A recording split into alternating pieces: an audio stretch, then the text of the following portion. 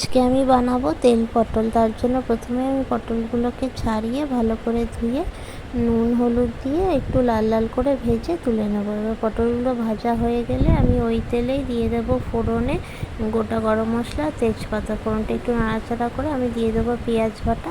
পেঁয়াজ বাটাটা দিয়ে বেশ কিছুক্ষণ নাড়াচাড়া করে পেঁয়াজের কাঁচা গন্ধটা চলে গেলে এর মধ্যে আমি দিয়ে দেবো আদা রসুন কাঁচা লঙ্কা পেস্ট আর পরিমাণ মতো নুন হলুদ আর অল্প চিনি। এবার সব কিছু দিয়ে মশলাটাকে ভালো করে কিছুক্ষণ কষিয়ে এর মধ্যে আমি একে একে দিয়ে দেবো জিরের গুঁড়ো, ধনের গুঁড়ো, কালারের জন্য কাশ্মীরি লঙ্কার গুঁড়ো।